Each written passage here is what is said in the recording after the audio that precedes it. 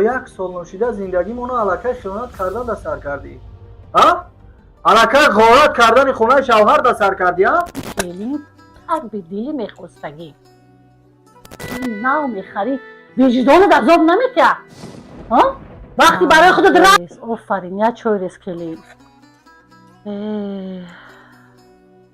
رجب علی ایبرانی این ارچه جان رحمتی کلام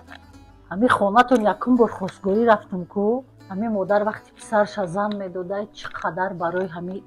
عروسا یافتن کلین یافتن فکر میکرده چند بار گفتم این کلین ما چه خیلی باشه قدش بلند باشه موی سرش دراز باشه خدا با شکر قدم بلند بوده موهای سرتم دراز بوده این قشای کلک مانند هم نمیگی همین کلین هر به دلی میخواستگی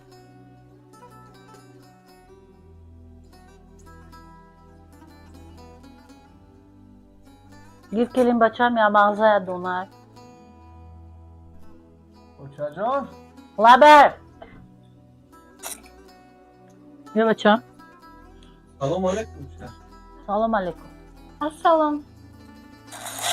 چه داری جان؟ ساز رحمت شما ساز رحمت میشه اوچه؟ بگم کنسانی را موندین همه یخ بگی یورا تش روکه گوته که هر کدوم چه عدیر ندیر نویشه که دمون که من کدوم وقتی اومدم تش روکه تازه بپوشم برم فهمیدی مرا؟ فهمم ایش ای و نه سوزونی ورا فهمم فهمو این فهمو میگوی چند لباس من سوزوندگی این وشیلکا کدومز پوچه میبره میره خودش این وشیلکا دیگه پر شدن دیگه شکرانه این وشیلکا و شکرانه این لباسای تو بچم کنسانیتون رو میگم خنوز موندین 16 دو موندگیم تو نزنه کسل نشه نمی چیزا میدونی که چه ضرر دوره کی تو میزنه کسل میشه اوچه جون ضرر دوره همین چیز یگم میده ضرر نداره همین ضررم کرد این همین ضررم کرد کو این همین کلینم دختره او کل میکنه دولینیما میسنجه همین پوهاکوما هر روز مز میشکه پشتکوما میجیقه اوخی همه کورما میکنه فهمیدی تو زیق نشم یگم میده زیق نشم تو یعنی که اوچه جون همه کوشش مهنتتون بخاطر خیتون دست ها من کلینی خوندگی میگیرم کلینی دختر میگیرم ها جان خیتون ها اوچه تویتان رشتم شینه؟ نه من میرم سروش میرم خشم که با حضور بشینیم اوچه کلین خشتومان چخ کرده چوی کوت کرده هم بگیریم وای پای کور برو میشیم ها یا اود نریزم نه او میخرم نه چوی اوچه با حضور نصیبتون کنیم اختانا احتیاط کنه محمد مالی ای توبه ایقا خسیس شده هم بخیل شده میگه وچه در تک انسانی خونم نشکی کسل میشی این برای ما دلش نسوخته است این برای پلی سوید دلش سوخته است فهمیدی اوه این خسیس بچه من باشه هم خسیس شده کی زنک او زنک لبه چیو داری؟ نقص اما خوبه همه تینجه ساز رحمت صبح که میره 1 2 3 4 5 6 7 8 9 10 دسته ها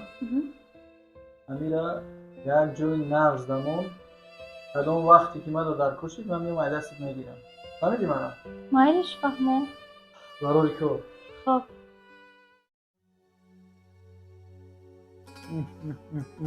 یا هم زیافت میزنم که دیدرشو میشوم زنک او زنک لبه نمیشنوی به یک بار کار داشتم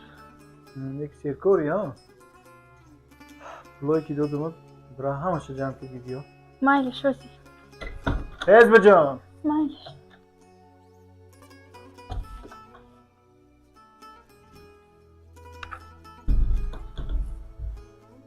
خند و تبزه باور که میبینم نستنیم خوب شود. یک سه چهار پنج هفت شش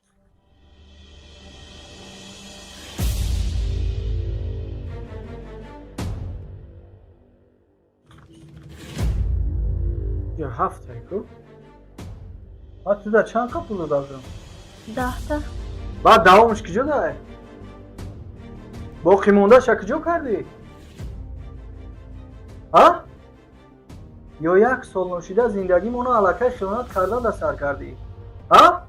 علکه غارت کردن خونه شوهر در سر کردی ها نه. کجا شید پول ها پول کجا شید با اوتا تا رویش کهی با اکا تا رویش کهی با ماما بابا تا با خولا تا با کیلا رویش کهی کجا شید پولی ما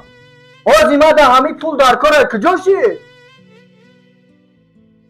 مرا خیلی نگاه نکه من ترا گفتستم تو داما خیانت کرده سیا تو چه خیلی زنی که امانت شوهر نگاه کردن نمیتونی تو چه خیلی زنی که در امانت شوهر خیانت میکنی ها تو چه خیلی زنی تو چه خیلی بیرونگوزی میکنی ای کم ترک واسه پس برو امروز زندگی خسرو خوشتامانت با دست تو موندم پلدار تو امروز پلدار شدی این قرار زندگی خسرو خوشتامانی تو کی برد تو بردی چی رو بازای قواز بلند میکنی تو شان ما نمیدونی بچه با پول دادم که امانتی مرا نگاه کنه وظیفه شای وظیفه داره که زن امانتی شوهر نگاه کنه امانتی شوهر خیانت نکنه پول نیست گناهگار رو بپشتیش همه گیری ها بچه خونه او تاش روی که خونه او اکش روی که کجا روی که نکن نیست همین پول نیست ای با امانتی تو خیانت نکرده فهمیدی؟ ای با امانتی تو خیانت نکرده تو خدا مرد میگیری تو مردی ها؟ آج من مردیگری چه نشان میتیم تو خدا مردک میگیری تو فرزندی مردم متهم میکنی اینا مردکی تو اینا مردکی تو اینا مردکی اینا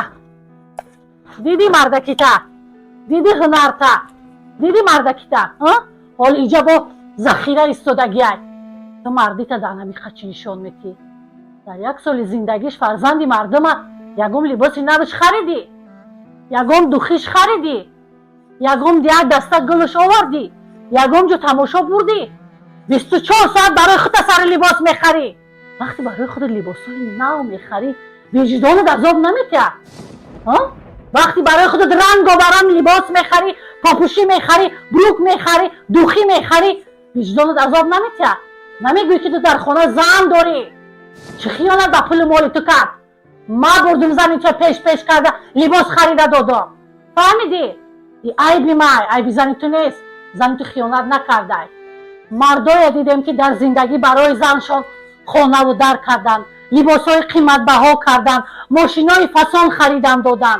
لیکن زنهاشون باعث انمیقه کردن شوهراشون با خیانت کردن خیانت به پول و مال شوهر کردن خیانت به چیز و چاره شوهر کردن خیانت به ناموس شوهر کردن فهمیدی تو شکرانه که پیش خداوند فهمیدی تو شکرانه که چنین زنی به ناموس و چنین زنی به آر داری